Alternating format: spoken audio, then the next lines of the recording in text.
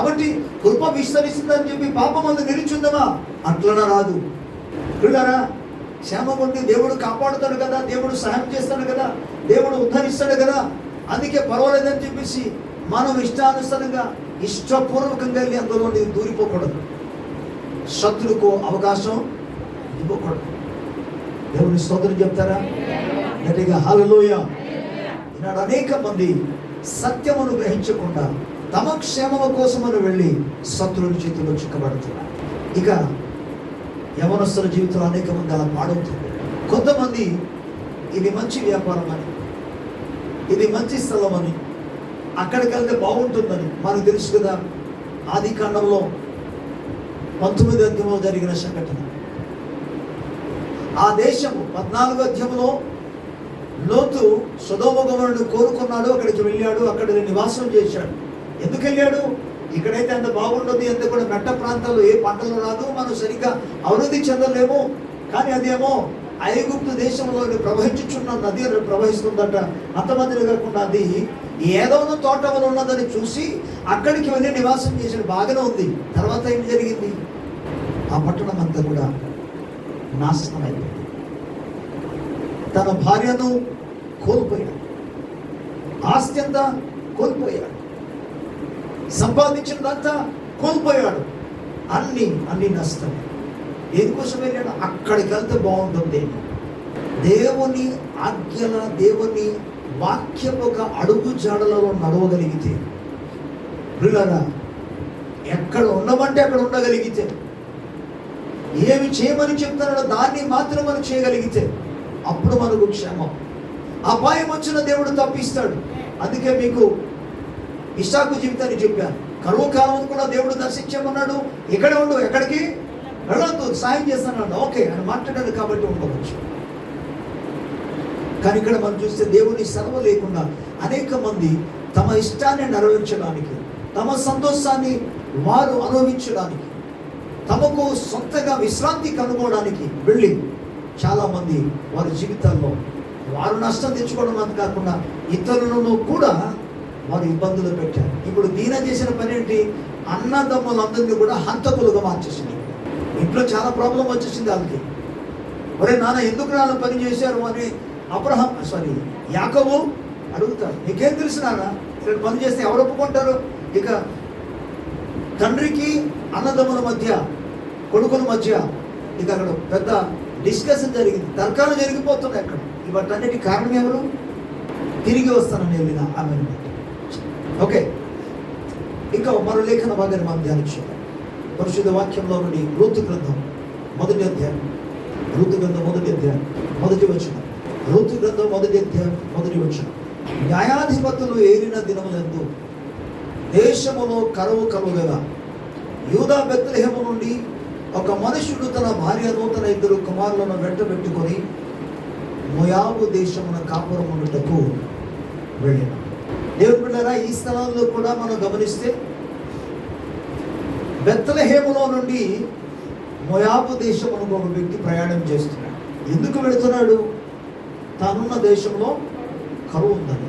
అంటే ఇప్పుడు దేనికోసం వెళ్తున్నాడంటే, అక్కడికి వెళ్తే మనం బ్రతకగలము, అక్కడికి వెళ్తే మనకు ఆహారం దొరుకుతుంది. సో తమ క్షేమము కొరకని, తమ యొక్క మేలు కోసమని దేవుడు ఏర్పాటు చేసిన దేశంలో నుండి, పట్టణంలో నుండి బయలుదేరి దేవునికి ఇష్టము లేని నిషేధించబడిన పట్టణానికి, నిషేధించబడిన జనుల మధ్యకు వారు వెళ్ళారు. తాను బయలుదేరారు, తన భార్యతో మాట్లాడారు, తన పిల్లలతో మాట్లాడారు. ఓకే, అక్కడికి వెళ్తే మనం క్షేమం ఉంటామని ఈ నలుగురు అక్కడికి వెళ్ళిపోయారు. నలుగురు అక్కడ నివాసం చేస్తున్నారు.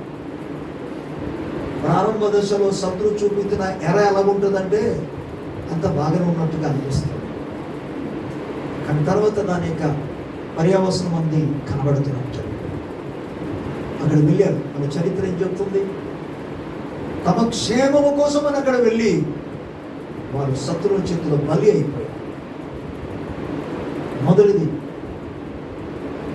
నయోమి యొక్క భర్త ఫస్ట్ చనిపోయాడు. కుటుంబానికి నాయకుడుగా ఉండి, కుటుంబానికి శిరస్సుగా ఉండి, కుటుంబాన్ని పోషించి, కుటుంబ బాధ్యతను భరించుచు నడిపించుచున్న వ్యక్తి, మెయిన్ హెడ్ చనిపోయాడు. ఆ తర్వాత సరే, ఆయన చనిపోయినందుకు వాళ్ళకి బాధగా ఉంది, ఎంతో వేదనగా ఉంది, కష్టంగానే ఉంది. కానీ ఇద్దరు కుమారులు ఉన్నారు కదా, పర్వాలేదు అనుకోని.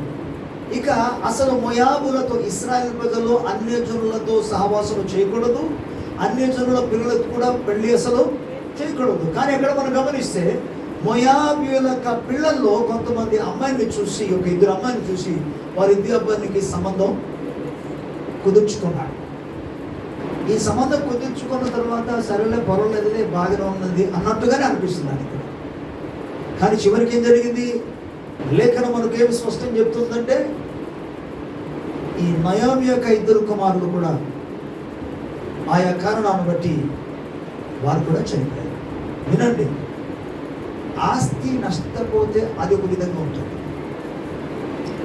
డబ్బులు నష్టపోతే అది ఒక విధంగా ఉంటుంది, ఆరోగ్యం పాడైనా సరే అది ఒక విధంగా ఉంటుంది. ఆస్తి నష్టపోతే, డబ్బులు నష్టపోతే, మరలా తిరిగి ప్రాణం ఉంటే ఎలాగైనా సరే మరలా తిరిగి సంపాదించడానికి, బ్రతకడానికి అవకాశాలు ఉంటాయి. కానీ ఇక్కడ జరిగిన విషయం ఏంటి? ప్రాణమే కోల్పోయాడు. ఏ ఆధారం లేని పరిస్థితులకు వచ్చాడు. చివరికి ఆ ఇద్దరు కోడల్లో కూడా ఒక్కొక్కరు ఒక టైపు. ఆయన దేవుడు చాలా కనికరం గలవాడు. దేవుని స్తోత్రాలు, హల్లెలూయా. చూసారా, ఒకవేళ ఆ రూతు కూడా పూర్తిగా వదిలేస్తే ఆమె పరిస్థితి ఎలా ఉంటుంది మీరు ఊహించారు. కానీ దేవుడు నయోమిను ఆదరించడానికి, ధైర్యపరచడానికి తోడుగా ఒక వ్యక్తిని ఏర్పాటు చేశాడు. మోయాబురాలే, కానీ తన మైండ్ మాత్రం జీవం కలిగిన దేవుని ఆరాధించగలిగిన మనస్సు తనకుంది. దేవుని స్తోత్రం. అందుకని ఆమె పిల్లల నయోమితో కలిసి రాగలిగింది. సరే, ఇప్పుడు మనం అంశంలోనికి వస్తే, ఆమె వారి క్షేమం కోసమని కుటుంబంతో కలిసి వెళ్ళారు. ఆడికి వెళ్ళిన తర్వాత అందరినీ కోల్పోయింది. మాటలతో చెప్పడం, చదవడం చాలా ఈజీగా ఉంటుంది. కానీ ఆ సిచ్యువేషన్లోనికి వస్తే అర్థమవుతుంది ఎంత బాధగా ఉంటుందో, ఎంత వేదనగా ఉంటుందో. లేఖనం ఏం చెప్తుందో తెలుసా? నేను చదవకుండా మామూలుగా చెప్తున్నాను.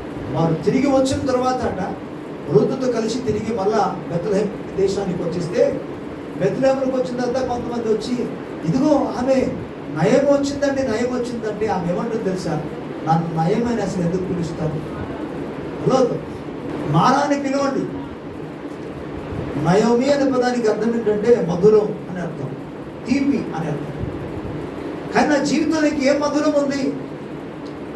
నా భర్తను కోల్పోయాను, నా ఇద్దరు కుమారులను కోల్పోయాను, నన్ను అసలు నా జీవితమే చేదుగా మారిపోయింది. కాబట్టి మీరు నన్ను మారాని పిలవండి, నయమని పిలవద్దు. నాకు ఎందుకు ఈ పరిస్థితి అంత కలిగింది? ఆ పరిస్థితిని మనం గమనిస్తుంటే నిజంగానే బాధ అనిపిస్తుంది. ఆమె హృదయ వేదనలోని చెప్తున్న మాట, నన్ను ఇక నయమి అని పిలవద్దు, అంటే మధురం అని పిలవద్దు. ఏమని పిలవండి? చేదు అని పిలవండి. పిల్లరా, ఎందుకు ఆమె జీవితాలుగా మారింది? అలా మారడానికి కారణం ఏంటి? అక్కడికి వెళ్తే మనం క్షేమంగా ఉండవచ్చు. సంఘమా, నువ్వు ఎక్కడికి వెళ్తున్నావు ఒకసారి ఆలోచించు. లాస్ట్ వీక్ ప్రభువు నాకు కలలు చూపించాడు. అది చూపించిన తర్వాత ఈ వాక్యాన్ని నేను ధ్యానం చేశాను. అది ముందు పెడతాను. నడిచి నడిచి అలిసిపోయి ఒక స్థలానికి వెళ్ళి ఆడ కూర్చున్నారు ఒక వ్యక్తి. నడిచిపోయారు కదా అని చెప్పి, అంటే నడిచారు కనుక నడిచి అలిసిపోయారు కాబట్టి అని చెప్పి ఎక్కడికి వెళ్ళారు? ఒక స్థలంలో కూర్చుందామని అంటున్నారు. నేను అప్పటికే అంటున్నాను, అక్కడికి వెళ్ళకూడదు, అక్కడ విశ్రాంతి తీసుకోకూడదు అని చెప్పినా వినకుండా అక్కడికి వెళ్ళి అక్కడికి కూర్చున్నాడు. ఒక 10 నిమిషాల వరకు రెస్ట్ తీసుకున్నట్టుగా బాధగా ఉంది. సడన్గా పోలీసులు వచ్చారు. మీకు విషయం తెలుసా? ఈ మామూలుగా ఇంగ్లీష్లో పదాన్ని వాడుతుంటారు కొన్ని ఏరియాలు, ప్రొహిబిటెడ్ ఏరియా అని. ప్రొహిబిటెడ్ అంటే నిషేధించబడిన ప్రాంతంలో ఎవరు ప్రవేశించకూడదు, ఇక్కడ ఎంటర్ అవ్వకూడదు అని అర్థమని. సో విశ్రాంతి తీసుకోవడానికి ఎక్కడికి వెళ్ళారు చెప్పాలి? నిషేధించబడిన ప్రాంతానికి వెళ్ళారు. వెంటనే వచ్చి ఆ వ్యక్తిని పట్టుకొని ఇక పూర్తిగా తను పోలీస్ స్టేషన్ తీసుకువెళ్ళిన స్టేజ్లోనికి వచ్చేసాను. నేను అక్కడ ఎంటర్ ఫర్ అంటే కళలో జరిగిన విషయం చెప్తాను. నేను అక్కడ ఎంట్రీఫైర్ అక్కడికి వెళ్ళిన తర్వాత వారిని బతిమాలుకొని, ఏమండి అలాంటి ఏదో తను తెలియకుండా ఆ ప్రాంతానికి వచ్చేసారండి, దయచేసి మీరు క్షమించండి మన్నించంటే, అప్పుడు సరే మీరు చెప్తున్నాను కాబట్టి వదిలేస్తున్నామని చెప్పేసి వదిలేసాను. సంఘము అసలు ఎక్కడికి వెళుతుంది? ఈనాడు కూడా అనేక మంది జీవితాల్లో వ్యక్తిగతంగా కుటుంబపరంగా సంఘమిదాలు కూడా అనేక మంది ప్రొహిబిటెడ్ ఏరియా అంటే నిషేధించబడిన ప్రాంతానికి వెళ్ళి అక్కడ విశ్రాంతి తీసుకోవాలని ప్లాన్ చేస్తున్నారు. ఏంటి నిషేధించబడిన ప్రాంతం? అన్యజనులతో మనం సహవాసం చేయకూడదు, అది నిషేధించబడిన ప్రాంతం. మద్యము త్రాగకూడదు, అది నిషేధించబడినది. అన్యులలాగా మనం ప్రవర్తించకూడదు, మాట్లాడకూడదు, అది నిషేధించబడినది. విగ్రహారాధన చేయకూడదు, అది నిషేధించబడినది. అన్యుల ఆచరణలను ఆచరించకూడదు, అది నిషేధించబడినది.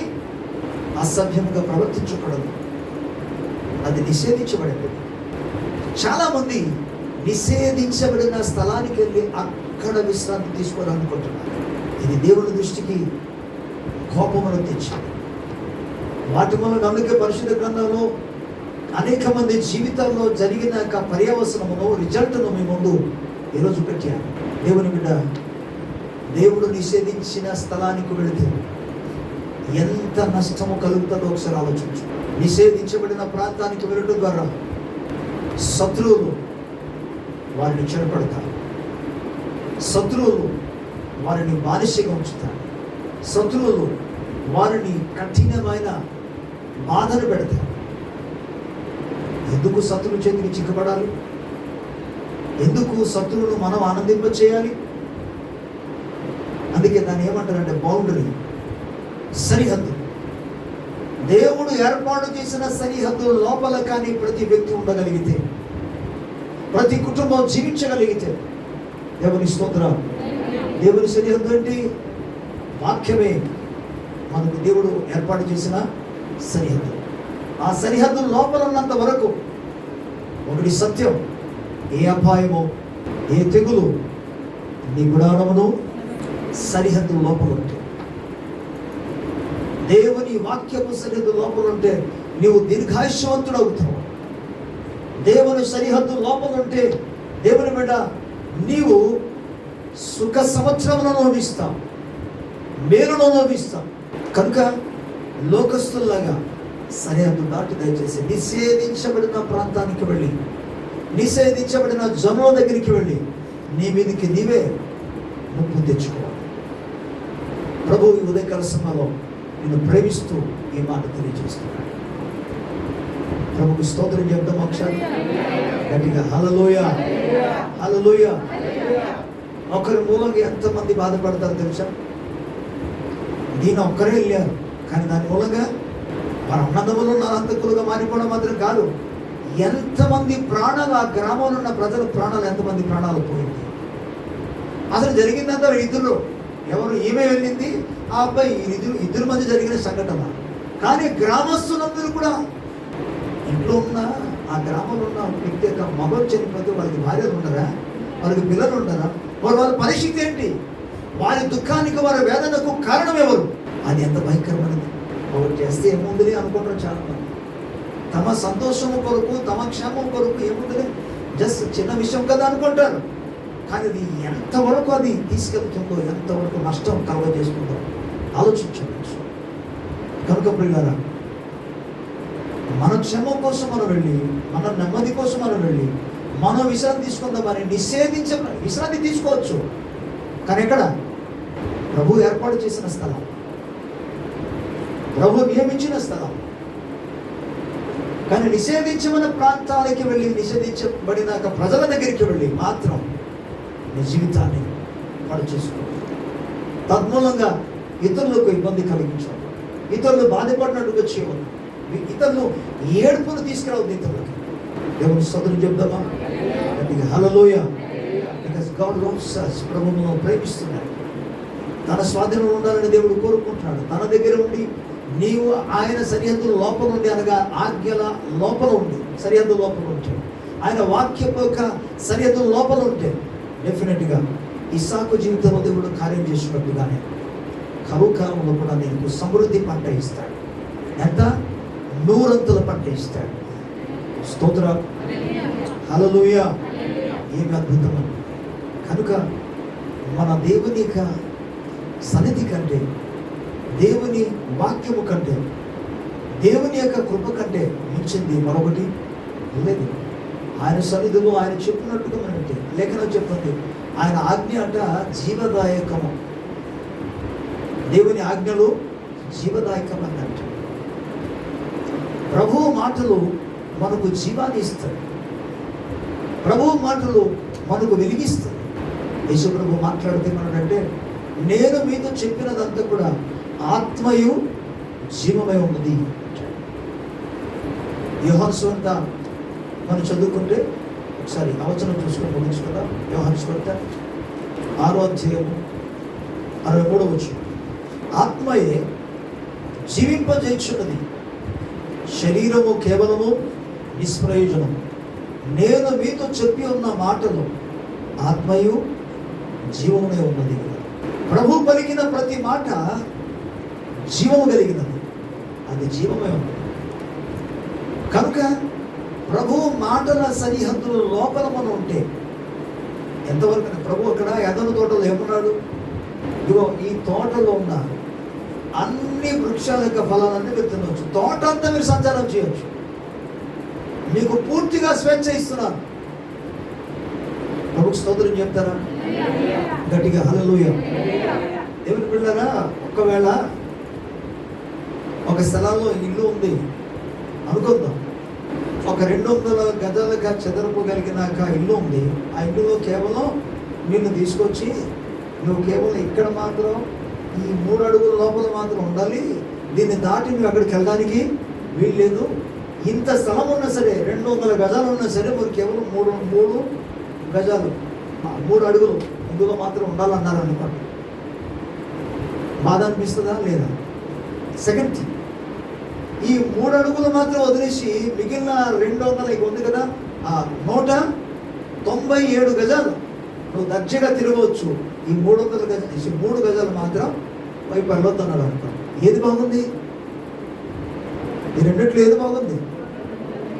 మొత్తం స్వేచ్ఛ జస్ట్ 3 అడుగులే కదా, దేవుడికి స్తోత్రం పొగలేదంటే వదిలేస్తాం బాగున్నట్టు.